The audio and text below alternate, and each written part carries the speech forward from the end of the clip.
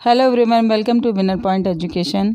मैं अमिता त्रिपाठी आज आपके लिए अयोध्या सिंह उपाध्याय हरिऔध से उनका शीर्षक पवनदूती का, जो कि आपके प्रिय प्रवास से लिया गया। प्रिय प्रवास जो खड़ी बोली का प्रथम महाकाव्य है।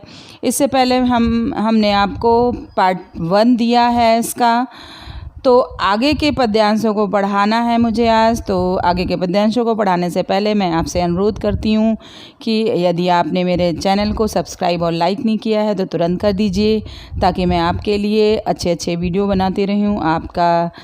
आपकी सराहना मुझे मिलती रहेगी तो मैं आपके लिए अच्छा वर्क हमेशा करूँगी। तो आइए देख लेते हैं कि अगला पद्यांश क्या है, अगले पद्यांश में क्या बताया गया है। इससे पहले आपने देखा कि पवनदूती को राधा जी, श्रीमती राधिका भेजती हैं श्री कृष्ण के पास अपना संदेश लेकर, क्योंकि राधा के पास पवनदूती आई थी, यानी पवन आई थी उनके झरोखे के माध्यम से।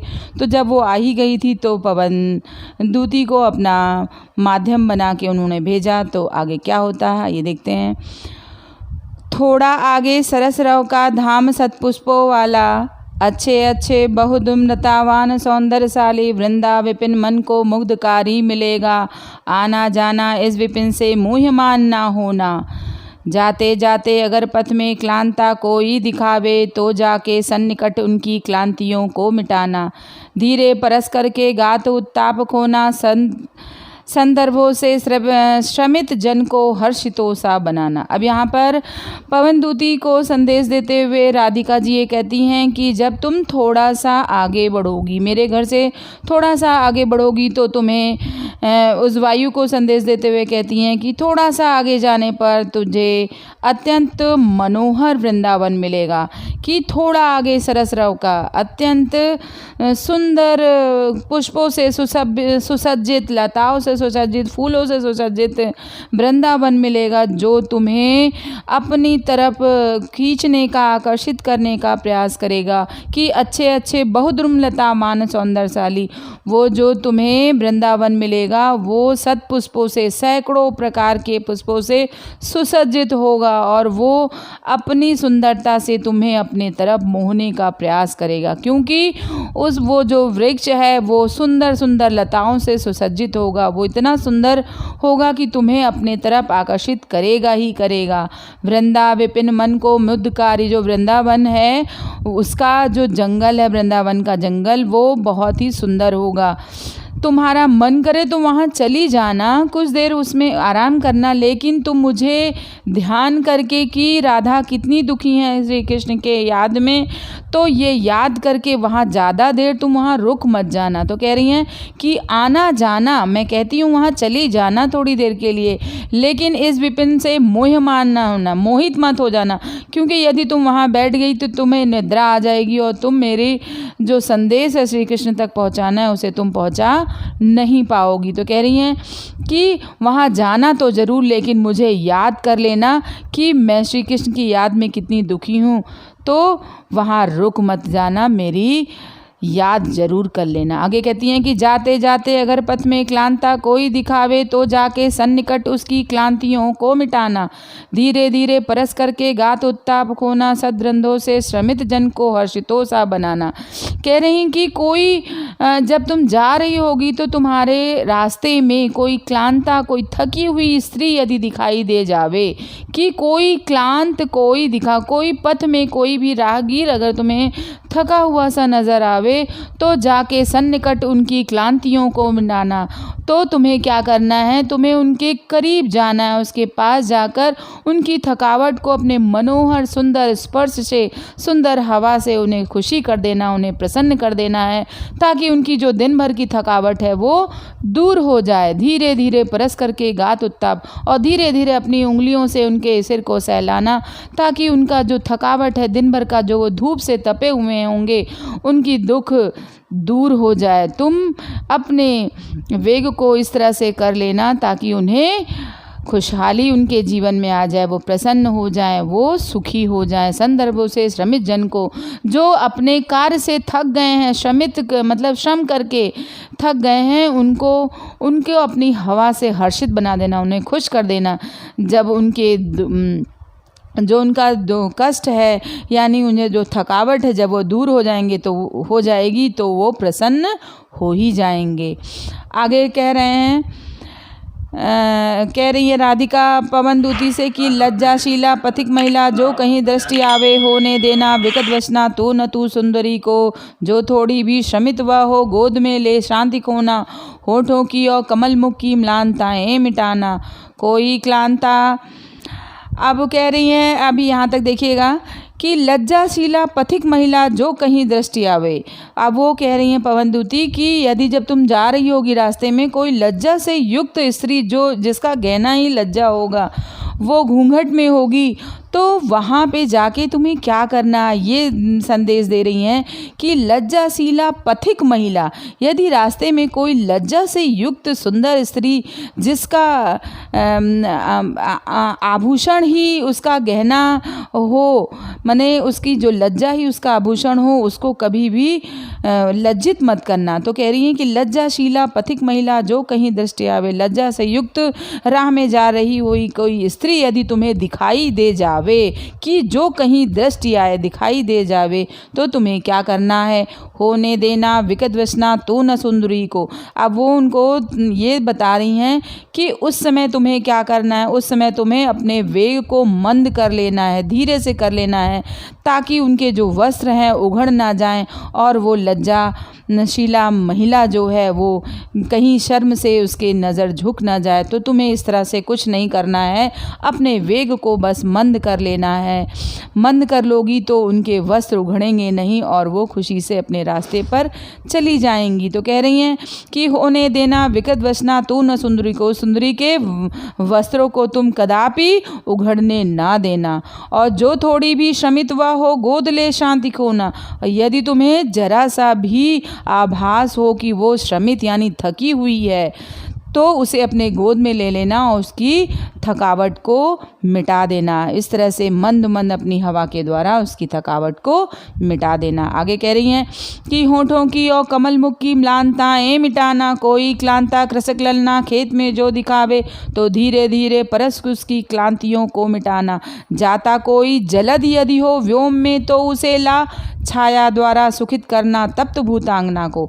अब कितनी बड़ी बात कह रही हैं कि जब तुम्हें जरा सा भी आभास हो कि उनके जो कमलवत मुख है, कमल के समान सुंदर मुख है, तुम्हें लगे कि वो थोड़ी सी भी क्लांता माने थकी हुई है, तो तुम्हें क्या करना है, धीरे धीरे परस करके गात उनकी क्लांतियों को धीरे धीरे अपनी उंगलियों से उनके बालों को सहलाना। कहते हैं कि जब बहुत ग्रीष्म ऋतु होती है, जब तो गर्मी होती है, तो बालों में जो है बहुत पसीना चलने लगता है, गर्मी लगने लगती है। तो जब उस समय हवा चलती है तो बालों को ऐसा प्रतीत होता है कि वो अपनी उंगलियों से बालों को सहला रही हैं, तो हमें सुख का आनंद होता है। तो उसी तरह से ये पवनदूती को बताती हैं श्रीमती राधिका कि अपनी कोमल उंगलियों से उनके बाल को सहलाना और उन्हें सुख से भर देना। कोई क्लांता कृषक ललना खेत में जो दिखावे, कोई क्लांता थकी हुई किसान की स्त्री यदि तुम्हें खेत में दिखाई दे जावे, तो धीरे धीरे परस उसकी क्लांतियों को मिटाना, धीरे धीरे उसकी थकावट को अपनी हवा से, सुंदर हवा से दूर कर देना। और क्या कह रही हैं कि जाता कोई जलद यदि हो व्योम में, तो अब कह रही हैं कि अब वो जब धूप निकलती है तो धूप से मनुष्य तपता है, गर्मी लगती है, परेशान हो जाता है, बेहाल हो जाता है। तो ऐसे में यदि सुंदर पवन बह जाती है और ऊपर से कहीं बादल छा जाते हैं, तो मन मयूर की तरह नाचने लगता है, मन प्रसन्न हो जाता है। उन्हें थोड़ी सी संतुष्टि मिलती है कि थोड़ी छाँव मिल गई, और छाँव धूप से जलते हुए व्यक्ति के लिए अमृत का काम करती है। तो इससे ये भी कवि ने ये भी बताने का प्रयास किया है कि मनुष्य को पेड़ पौधे लगाना चाहिए। जब पेड़ पौधे ही नहीं होंगे तो हवा कहाँ से सुंदर प्राप्त होगी। जब हवा चलेगी तो वो जो खुशबू लेते हुए हवा आती है उसकी बात ही कुछ और होती है। तो हमें पेड़ पौधों को लगाना चाहिए, और पेड़ पौधे यदि लगे रहेंगे तो हमारा जीवन सुरक्षित रहेगा। तो यहाँ पे श्रीमती राधिका क्या कहती हैं कि धीरे धीरे परस उनकी क्लांति, तो धीरे धीरे उनकी दुख को, उनकी थकावट को दूर कर देना। और यदि कोई जलद यदि व्योम में, व्योम माने आकाश, जलद माने बादल, आकाश में कोई बादल का टुकड़ा अगर तुम्हें दिखाई दे जावे, कह रही हैं कि यदि कोई बादल का टुकड़ा तुम्हें दिखाई दे जावे तो तुम्हें क्या करना है, उस बादल के टुकड़े को छाया के रूप में उस भूतांगना के नीचे ऊपर खड़ा कर देना, माने वहाँ तक ले आना है जहाँ वो धूप से तपी हुई स्त्री खड़ी है, बैठी है या कार्य कर रही है, तो छाया द्वारा सुखित करना तप्त भूतांगना सो, माने धूप से तपी हुई स्त्री को उस छाया के द्वारा सुखी कर देना, उसे थोड़ा ही देर सही थोड़ा सा उसे सुख प्राप्त हो जाएगा, तो मुझे ऐसा लगेगा कि मुझे सुख मिला है। आगे राधिका पवनदूती से क्या कहने का प्रयास कर रही हैं कि जाते जाते पहुँच मथुरा धाम में उत्सुकता हो न्यारी शोभा, वर नगर की देखना मुग्ध होना, तू होवेगी चकित लग के मेरु से मंदिरों को आभा वाले कलश जिनके दूसरे अर्घ से देखे पूजा समय मथुरा मंदिरों मध्य जाना, नाना वाद्यों मधुर स्वर की मुग्धता को बढ़ाना, किमाले के रुचिर तरु के शब्दकारी फलों को धीरे धीरे मधुर रव से मुग्ध हो बजाना।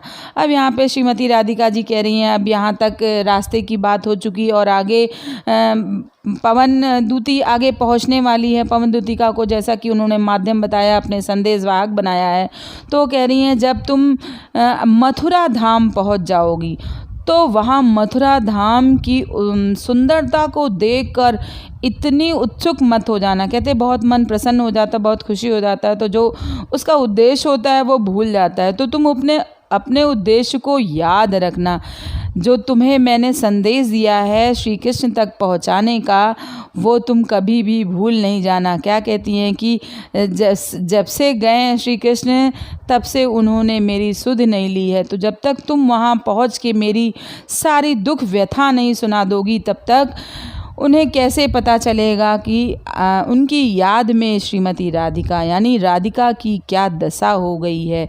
तो कह रही हैं कि जाते जाते पहुँच मथुरा धाम में, जब तुम मथुरा धाम में पहुँच जाओगी तो तुम्हें क्या मिलेगा। हे पवन, मथुरा पहुँचकर ही जब तुम मेघ के समान शरीर वाले श्री कृष्ण को देखेगी तो तुम उसमें तल्लीन मत हो जाना, और तल्लीन हो जाओगी तो क्या होगा, तुम अपने उद्देश्य को भूल जाओगी। तो कह रही हैं कि न्यारी शोभा नर नगर की देखना मुग्ध, वहाँ की सुंदरता इतनी होगी देखना, मुग्ध भी होना, लेकिन इतनी मुग्ध ना होना कि अपने उद्देश्य को भूल जाना। तू होवेगी चकित लग के मेरु से, और जब तुम उसे देखोगी ना तो तुम आशय से भर जाओगी, आशय चकित हो जाओगी, तुम्हारा मुंह खुला का खुला रह गएगा कि मथुरा नगरी इतनी सुंदर है, वहाँ के मंदिर इतने सुंदर है, वहाँ की शोभा ही इतनी न्यारी है। तो तुम मेरु से पर्वत के समान, वहाँ पे पर्वत के समान ऊंचे ऊंचे मंदिर होंगे, उसे देखकर चकित होगी, लेकिन अपने उद्देश्य को मत भूलना। कह रही हैं कि वहाँ जो उनकी सुंदरता होगी उसे देखकर तुम कभी भी भूल मत जाना कि तुम्हारा क्या उद्देश्य है। आभा वाले कलश जिनके दूसरे अर्थ थे वो मने कह रही हैं कि तू होवेगी चकित लख, मने लख माने देख कर, उनके मेरु से पर्वत से मंदिर को देख के तू चकित तो हो जाएगी, और वहाँ जो कलश उस सुंदर मंदिर पर ऊपर लगे हुए हैं वो तुम्हें मोहेंगे, अपनी तरफ आकर्षित करेंगे, लेकिन तुम्हें अपने उद्देश्य को नहीं भूलना है। कह रही हैं कि देखे पूजा समय मंदिरों मध्य जाना, जब पूजा का समय होगा तो मंदिर के मध्य तुम जाना, तो लेकिन नाना वाद्यों मधुर स्वर की मुक्ता को, उन जो वहाँ पे वाद्य यंत्र आरती होती है तो वाद्य यंत्र बजते हैं ताकि वहाँ की आरती में चार चांद लग जाए। तो जब वहाँ तुम जाओगी तो वाद्यों में घुस के उसके अंदर प्रवेश लेकर तुम उसकी मुग्धता को बढ़ा देना, और किवां लेके रुचिर के शब्दकारी फलों को धीरे धीरे मधुर रव से मुग्ध हो बजाना। और तुम वहाँ के बाग बगीचों में जब तुम जाओगी तो वहाँ इतने सुंदर पुष्प होंगे, इतने सुंदर लता होंगी जो फलों से सुसज्जित होंगी। जब तुम वहाँ जाओगी तो तुम्हारे प्रवेश करते ही वो संगीतमय हो जाएंगे। तो तो वहाँ लोग मुग्ध हो जाएंगे। ऐसा प्रतीत होगा कि मानो कोई वाद्य यंत्र बज रहा है। तो धीरे धीरे मधुर, वहाँ पे धीरे धीरे मधुरता से उसको बजाना। तो यहाँ पर राधिका क्या बताने का प्रयास कर रही हैं? राधिका ये बता रही हैं कि तुम जाना तो ये सारी चीज़ करना, लेकिन अपने उद्देश्य को कभी भी भूल मत जाना।